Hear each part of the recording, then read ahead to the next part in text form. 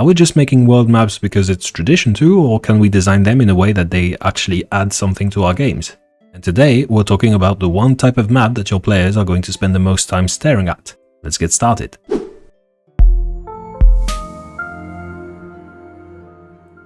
There's a lot of videos out there which will tell you how you can make a world map as realistic as possible. They'll tell you that only one side of your mountains should have trees, that sea currents depend on latitude, and that your children will spit on your grave if you ever have a river that splits in half. This is all solid advice, mind you, but if you've watched some of my other videos, you'll have probably picked up that for me, at least, when it comes to map, form follows function.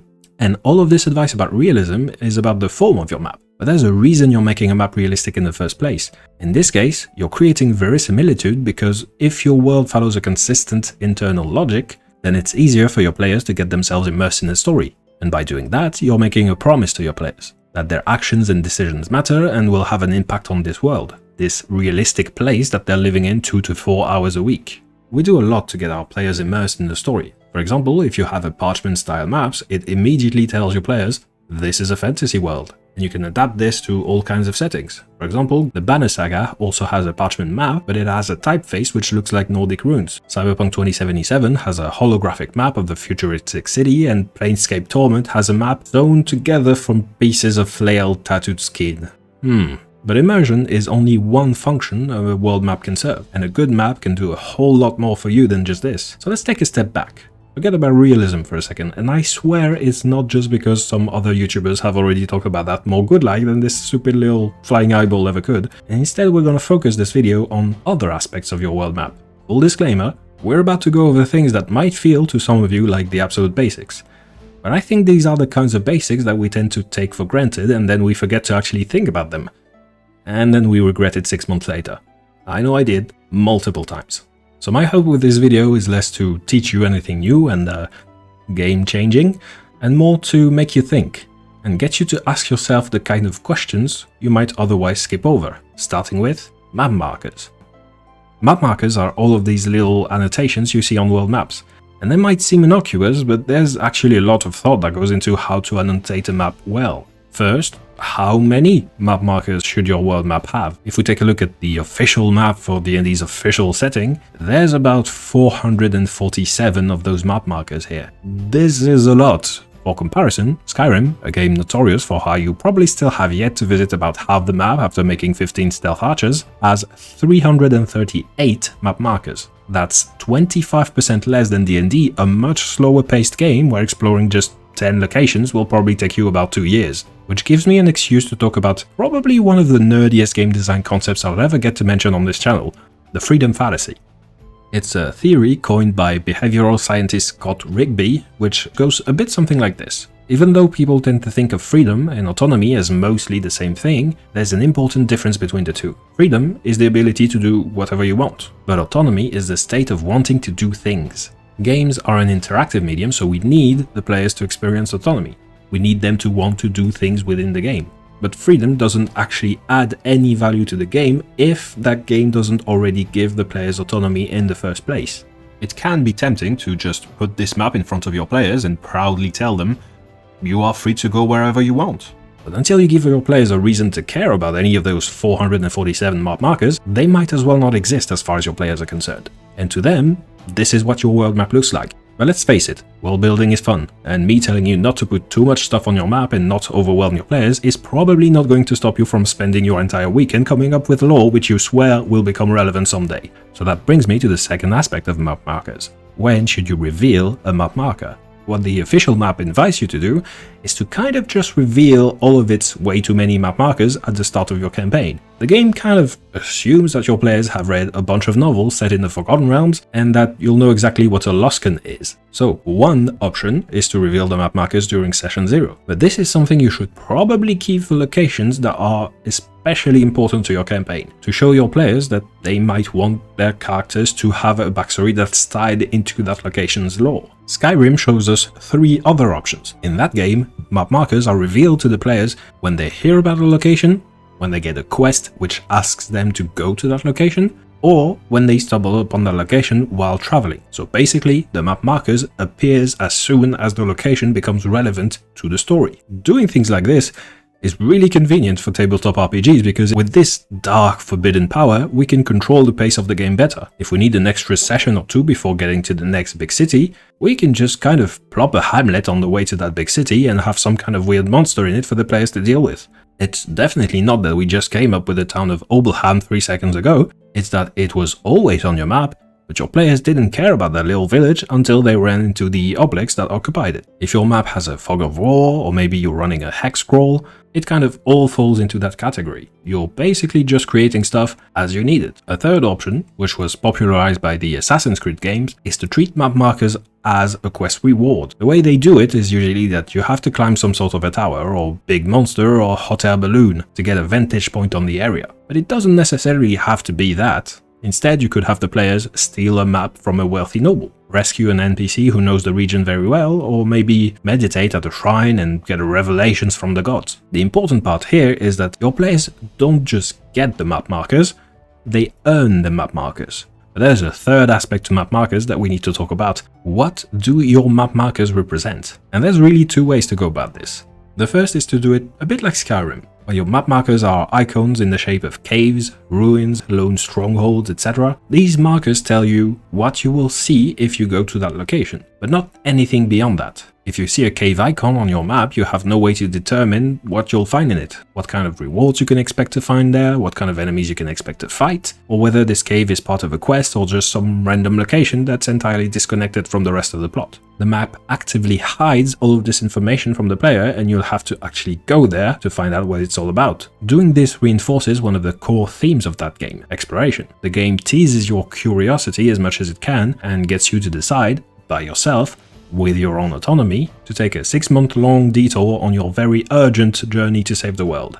On the other hand, you've got games like Cyberpunk 2077 or Mad Max, where the map markers aren't really about the location itself, but more about the quest that you can do once you're there. So instead of an icon showing you that the location is a construction site or a parking garage, it tells you that the Night City Police Department has signaled criminal activity in that area and that they've offered a bounty to any merc who will help pacify it. So just from the map icon, you'll know exactly what type of quest this is going to be. And once you're done, the icon disappears from your map because that location has now become irrelevant to your story. Until 3 days later, some other quest brings you back here to do some other cool cyberpunk thing. It's not even that Night City has no interesting locations, but the point of that game is different. Where Skyrim is about exploration, Cyberpunk is more about earning street cred and helping your friends in a city where nobody cares about them except for you. Different games are going to appeal to different types of players, and Skyrim chose one type of player, Cyberpunk chose a different one. So you gotta ask yourself, who are your players, and what are they going to respond better to?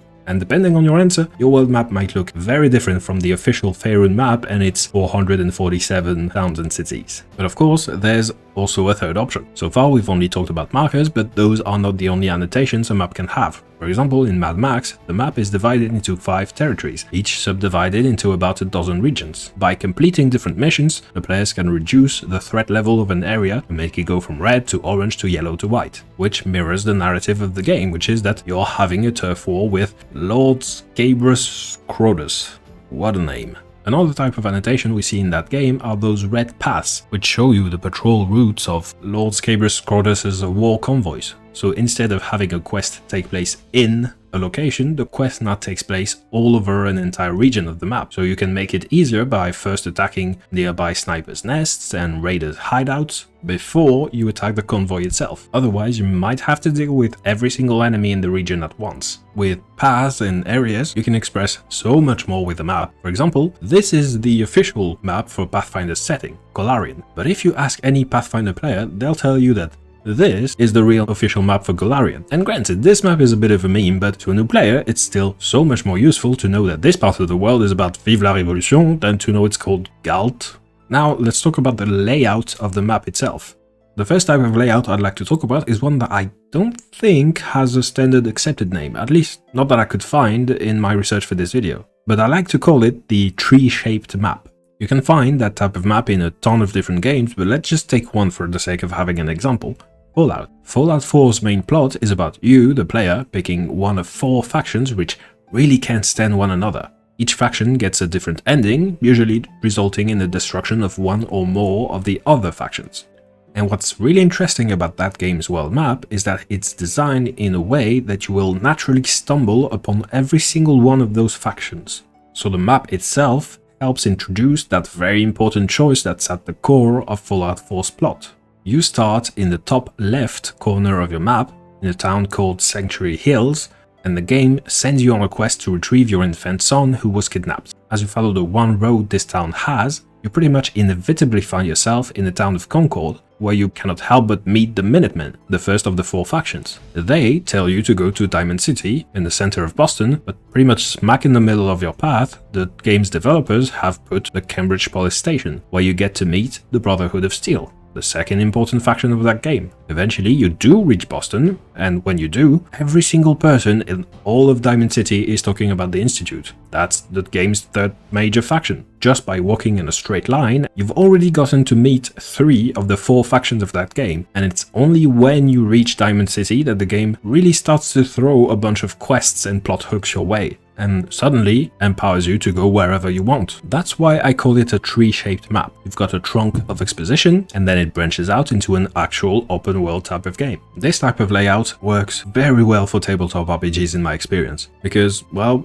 we like to ask our players to make big decisions like this. The entire idea is that first, you give your players the exposition they need so that they can make an informed decision, and at that point the story and the map are both pretty linear, but then you ask them to actually make that choice, and the players become the driving force of the plot. They get to choose where the story goes next, literally. The second layout that's pretty common in world maps is to have one or more sections of the map inaccessible at the start of a campaign, and then later on the heroes go on some kind of a quest, and they open up the path. This could be, totally random example here, a tall mountain range that's filled with monsters, cuts the continent in half, and is somehow strangely square-shaped. But it could be different things. A sea of mist that you can't navigate unless you can find your way without looking at the stars. An ancient forest, enchanted so that whenever someone tries to traverse it, they fall asleep and wake up outside of the forest. A portal to a different plane of existence, or it could be something perfectly mundane like the sea, which would force the players to find a ship. There is pretty much no limit to the variety of obstacles you can come up with, especially in a fantasy game like D&D, and with each obstacle comes a different plot hooks for your players. Bonus points if you give your players more than one option for overcoming that obstacle you put in your map. This is the type of map where you kind of need to plan a lot ahead. You're putting an obstacle on your map, but it might take your players a couple of years before they actually get around to overcoming that obstacle. The third type of map layout I find pretty interesting is when a map itself evolves as you play to reflect the events of the story. For example, in the Banner Saga, darkness slowly swallows the world map as the story progresses, showing you what's at stake. In Inkle Studios' Sorcery series, you have these beacons of past light, and wherever they point, the map changes to a different era, turning the entire world into a giant puzzle with many different possible states. One last aspect you'll definitely want to consider is your map's scope. What does the map represent and where does it stop? When we say world map within the context of a game, we usually don't mean the actual map of the entire world. Skyrim shows you just one country, Fallout covers a small region around Boston, and Cyberpunk covers basically just one city. This is a difficult balance to nail down, especially in tabletop RPGs. On the one hand, this map of Faerun is so big that you probably won't ever get to visit more than just a thin slice of it. If a player makes a character from Chult, and your campaign happens almost entirely within Icewind Dale, you're probably going to have a hard time tapping into that character's backstory. On the other hand, this map is, itself, only a thin slice of the Forgotten Realms as a whole. By using it, you might be sending the message to your players that they shouldn't make characters from Zakara, Mastika or Karator, and you'll be missing out on some of the lore of all time.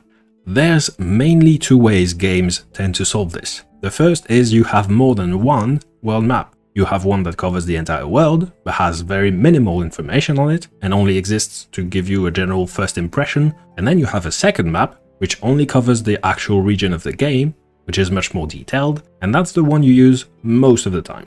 The second option is that you don't actually see any of the markers on your map until you zoom in far enough. That way, you pretty much get the same effect as having a big map with low details, that's easy to use, and a small map with high detail that's also easy to use. So normally I end every video on this channel by giving you some kind of a free thing. But as I've been spending basically this entire video saying, every campaign is going to need a different map. So if I give you a setting map for some homebrew setting of mine, you're probably not going to get much use out of it. So I decided to do what I thought would be the next best thing. And I've made an entire website where you can import your world map, annotate it using the techniques we've talked about today, and make it as interactive and as useful to yourself as possible. By default, when you go to this website, World Canvas, you are greeted by a fully annotated map of the Forgotten Realms, which showcases the different features you can use for your own maps. Or, if you do want to play in the Forgotten Realms, you can just crop the map so it focuses on the part of the world you actually care about. This is entirely free, I don't run ads, I don't save anything on my server, nothing like that, so come give it a try, and if you end up liking the result, come over to my Discord channel and share your results with the others. That's it for today's video. World maps are a pretty big topic, but they're such an important part of running a game that I really wanted to do the subject justice and give you the tools to make a great one. If you've liked this video and you want to see more like it, make sure you subscribe and leave a like and a comment. That's currently the best way to support this channel. I want to make good videos and your feedback is the only way I can make that happen, so please keep it coming. Until next time, have a good one.